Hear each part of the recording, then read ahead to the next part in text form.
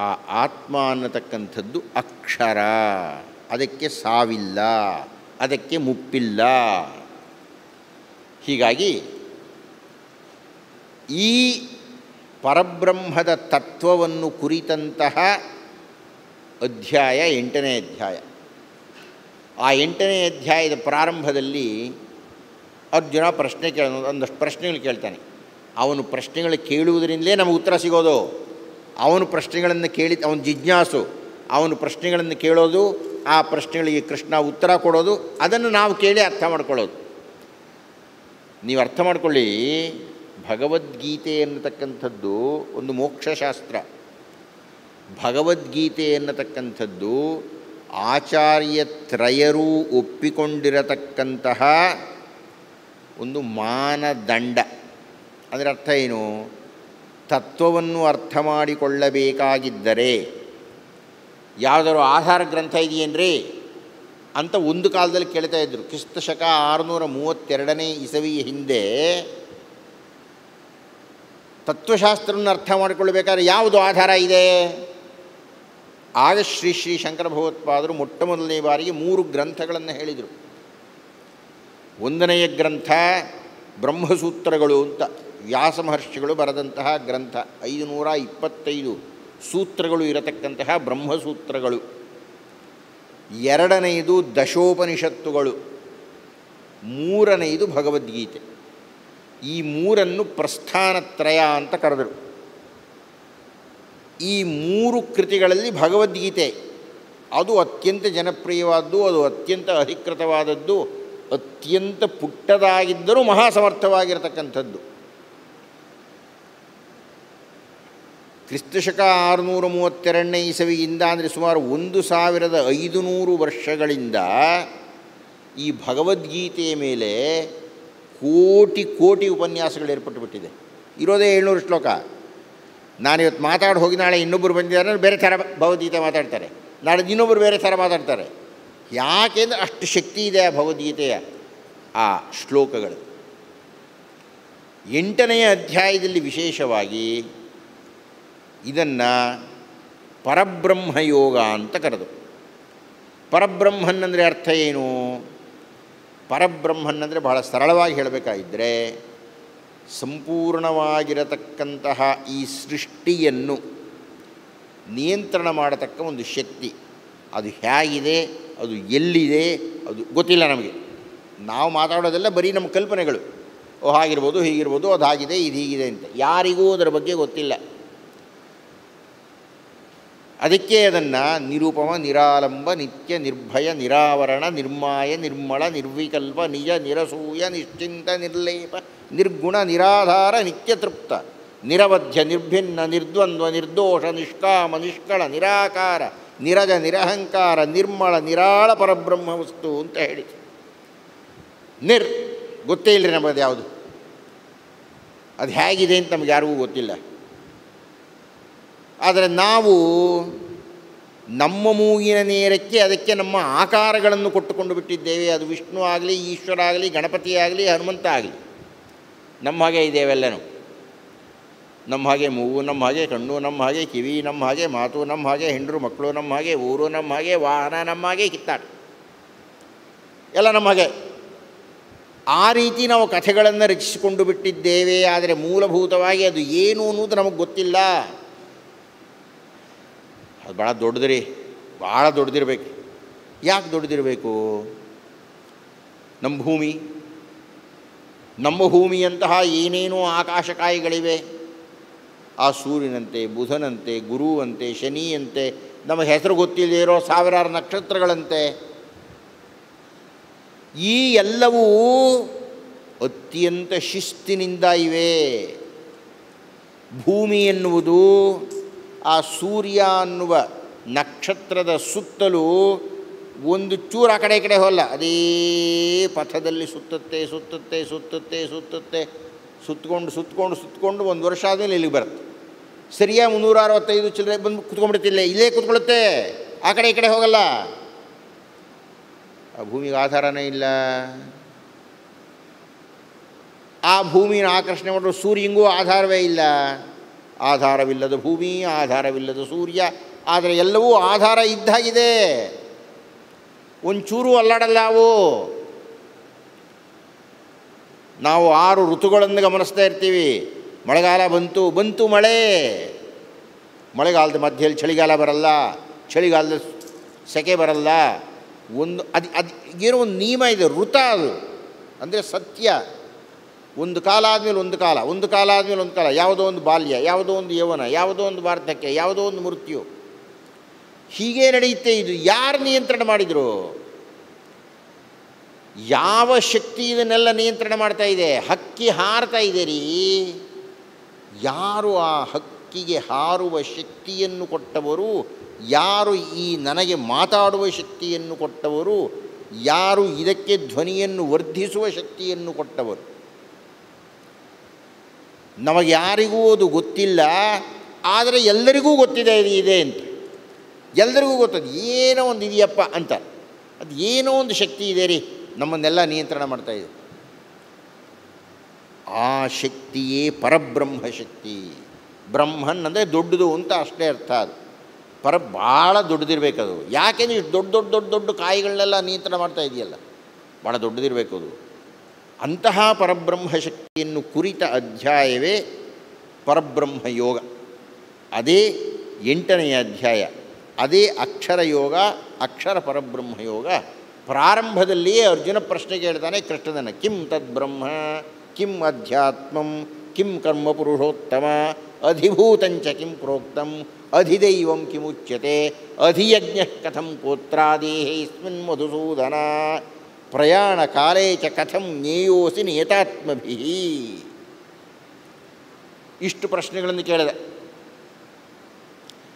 ಈ ಪ್ರಶ್ನೆಗಳೆಲ್ಲ 7ನೇ ಅಧ್ಯಾಯದ ಕೊನೆ 2 ಶ್ಲೋಕದಲ್ಲಿದೆ. 7ನೇ ಅಧ್ಯಾಯದ ಜರಾಮರಣ ಮೋಕ್ಷ ಅಂತ ಅವಾಗ ಹೇಳಿದ್ನಲ್ಲ, ಅದರಲ್ಲಿ ಆ ಶ್ಲೋಕದಲ್ಲಿ ಇದೆಲ್ಲ ಇದೆ.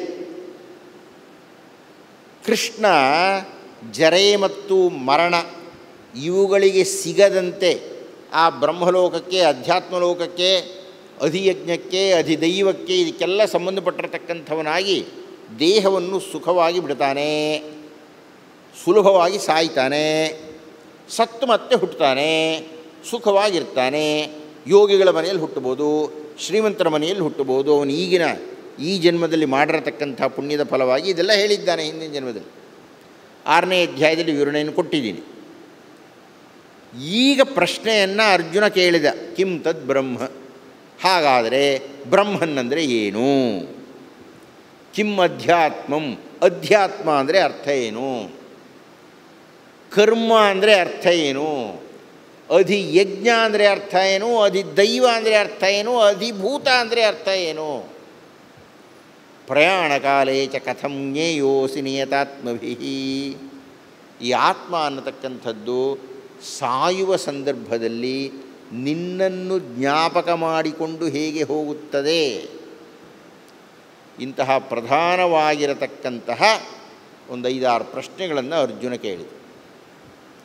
ಆ ಪ್ರಶ್ನೆಗಳಿಗೆ ಕೃಷ್ಣ ಈಗ ಉತ್ತರ ಹೇಳಲಿಕ್ಕೆ ಹೊರಡ್ತಾ ಇದ್ದಾನೆ 8ನೇ ಅಧ್ಯಾಯದಲ್ಲಿ. ಆ ಉತ್ತರ ಕೊಟ್ಟಿದ್ದನ್ನು ಸ್ಥೂಲ ರೂಪವನ್ನು ಹೇಳ್ತೀನಿ, ಅದರ ನಿಜವಾದ ಅರ್ಥವನ್ನು ನಾಳೆ ಮಾತಾಡೋಣ. ಕೃಷ್ಣ ಹೇಳ್ದ, ಒಂದೊಂದು ಪ್ರಶ್ನೆಗೂ ಒಂದು ಪುಟ್ಟ ಉತ್ತರ ಹೇಳ್ಬಿಡ್ತೀನಪ್ಪ ಅಂಥೇಳಿ. ಅಕ್ಷರಂ ಬ್ರಹ್ಮ ಪರಮಂ, ಪರಬ್ರಹ್ಮನ್ನಂದರೆ ಅಕ್ಷರ ಅಂತ ಅರ್ಥ. ಅಕ್ಷರಂ ಬ್ರಹ್ಮ ಪರಮಂ ಸ್ವಭಾವೋ ಅಧ್ಯಾತ್ಮ ಉಚ್ಯತೆ, ಹೀಗಂತ ಹೇಳಿದ್ದಾರೆ. ಉಚ್ಯತೆ ನಾನು ಹೇಳ್ತೀನಿ ಅಂತ ಹೇಳಲೇ ಇಲ್ಲ ಕೃಷ್ಣ. ಸ್ವಭಾವೋ ಅಧ್ಯಾತ್ಮ ಉಚ್ಯತೆ. ಆ ಬ್ರಹ್ಮನ ಸ್ವಭಾವ ಇದೆಯಲ್ಲಯ್ಯ, ಅದನ್ನು ಅಧ್ಯಾತ್ಮ ಅಂತ ಕರೀತಾರೆ. ಅಕ್ಷರಂ ಬ್ರಹ್ಮಪರಮಂ ಸ್ವಭಾವೋ ಅಧ್ಯಾತ್ಮ ಉಚ್ಯತೆ. ಭೂತಭಾವೋದ್ಭವೋ ಕರ್ಮ. ನಾವು ಮಾಡತಕ್ಕಂತಹ ಕ್ರಿಯೆಗಳನ್ನು ಕರ್ಮ ಅಂತ ಹೇಳ್ತಾರೆ. ನಮ್ಮ ದೇಹದ ಒಳಗೆ ಇರತಕ್ಕಂತಹ ಪ್ರಾಣಶಕ್ತಿಯೇ ಅಧಿಯಜ್ಞ ಅಂತ. ಅಧಿದೈವ ಅಂದರೆ ನಾನೇ. ಮತ್ತಾಗಲೇ ಹೇಳಿದೆ, ನಾನೆಂದರೆ ಕೃಷ್ಣ ಅಂತಲೇ ಅರ್ಥ ಅಲ್ಲ. ನೀವು ಯಾವ ದೈವವನ್ನು ನಿಮ್ಮ ಇಷ್ಟ ದೈವ ಅಂತ ಅಂದುಕೊಂಡಿರ್ತೀರೋ ಅದು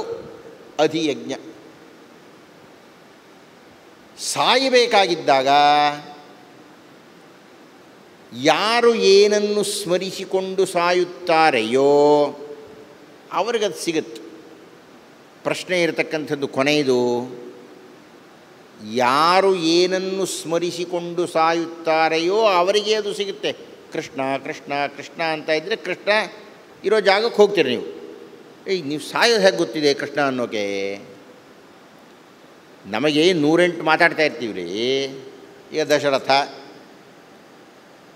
ಸಾಯಬೇಕಾದ್ರೆ ಕೈಕೇಯಿಂದ ಸತ್ತ.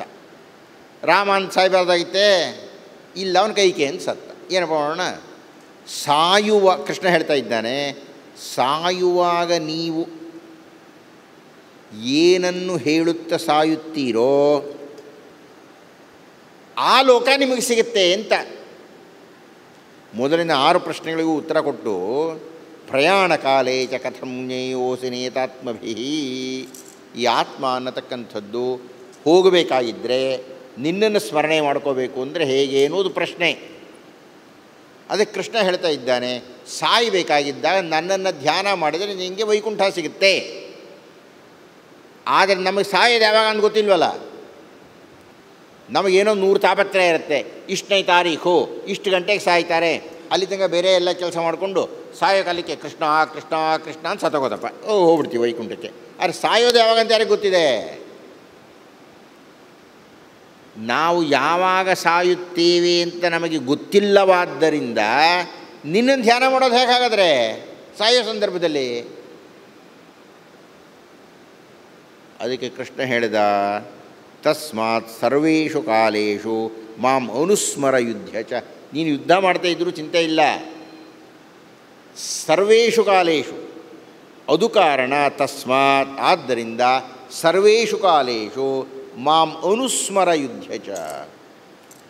ನೀನು ಸಂಸಾರ ರಂಗದಲ್ಲಿ ಸಂಸಾರ ಅನ್ನುವ ಯುದ್ಧವನ್ನು ಮಾಡುತ್ತಿದ್ದಾಗ ಸದಾಕಾಲ ಕೃಷ್ಣ ಕೃಷ್ಣ ಕೃಷ್ಣ ಅಂದ್ಕೊಳ್ಳಯ್ಯ. ಸತ್ತಾವಲು ಕೃಷ್ಣ ಅಂದಿರ್ತೀಯ, ಸತ್ತಾವಲು ನನ್ನ ಹತ್ರಕ್ಕೆ ಬರ್ತೀಯ. ಇದನ್ನು ನಾವು ನಮ್ಮ ಜೀವನದಲ್ಲಿ ನೋಡಿದ್ದೇವೆ. ಮಹಾತ್ಮ ಗಾಂಧಿಯವರು ರಾಮ ರಾಮ ಯಾವಾಗಲೂ ರಾಮ ರಾಮ ಅಂತ ಇದ್ದರು, ಸತ್ತಾವಲು ಶ್ರೀರಾಮ ಅಂದ್ಬಿಟ್ರು. ಅಂದರೆ ಅವರು ನಿಜವಾಗ್ಲೂ ರಾಮರ ಹತ್ರಕ್ಕೆ ಹೋಗಿರ್ತಾರೆ, ಎರಡನೇ ಮಾತೇ ಇಲ್ಲ. ಯಾಕೆ ಅಂದರೆ ಅವರ ಅನುದಿನವೂ ಶ್ರೀರಾಮರ ಭಜನೆ ನಡೀತಾ ಇತ್ತು. ಹೀಗಾಗಿ ನೀವು ಯೋಚನೆ ಮಾಡಿ, ಸಾಯುವಾಗ ಅಯ್ಯಯ್ಯೋ ಅನ್ನಲಿಲ್ಲ ಅವರು, ಹೊಡೆದ್ಬಿಟ್ಟಲ್ಲಯ್ಯ ಅನ್ನಲಿಲ್ಲ, ಯಾರಯ್ಯ ನೀನು ಅನ್ನಲಿಲ್ಲ, ಶ್ರೀರಾಮ್ ಅಂತ ಸತ್ತು. ತಸ್ಮಾತ್ ಸರ್ವೇಷು ಕಾಲೇಷು ಮಾಮನುಸ್ಮರ ಯುದ್ಧ ಚ. ನೀನು ಯುದ್ಧ ಮಾಡುವಾಗ, ಈಗ ಯುದ್ಧ ಮಾಡ್ತಾ ಇದ್ದಾನೆ, ನಾವು ಸಂಸಾರದಲ್ಲಿ ಯುದ್ಧ ಮಾಡ್ತಾ ಇದ್ದೀವಿ. ನಾವು ಸಮಾಧಾನವಾಗಿ ಏನೂ ಇಲ್ಲ. ಪ್ರತಿ ಕ್ಷಣವೂ ಪ್ರತಿ ದಿವಸವೂ ಪ್ರತಿ ಸಂದರ್ಭದಲ್ಲಿಯೂ ಏನೇನೋ ಸಮಸ್ಯೆಗಳಿದೆ ನಮಗೆ. ನಾವು ಏನೇ ಮಾಡುತ್ತಿದ್ದರೂ ನಮ್ಮ ಇಷ್ಟ ದೈವವನ್ನು ನಾವು ಸ್ಮರಿಸುತ್ತಿದ್ದರೆ ಸಾಯುವಾಗಲೂ ಆ ಇಷ್ಟ ದೈವ ತನ್ನಿಂದ ತಾನೇ ಬಾಯಲ್ಲಿ ಬರುತ್ತೆ. ನಾವು ಪ್ರಯತ್ನ ಪಟ್ಟು ಹೇಳಬೇಕಾದ್ದೇನಿಲ್ಲ, ತನ್ನಿಂದ ತಾನೇ ಬಂದುಬಿಡುತ್ತೆ. ಹೀಗಾಗಿ ಆ ದೈವ ಕರ್ಕೊಂಡು ಹೋಗುತ್ತೆ. ಶ್ರೀ ಶ್ರೀ ಶಂಕರ ಭಗವತ್ಪಾದರು ಶ್ರೀರಾಮ ಸ್ತೋತ್ರವನ್ನು ಬರೀತಾ ಇದ್ದಾಗ,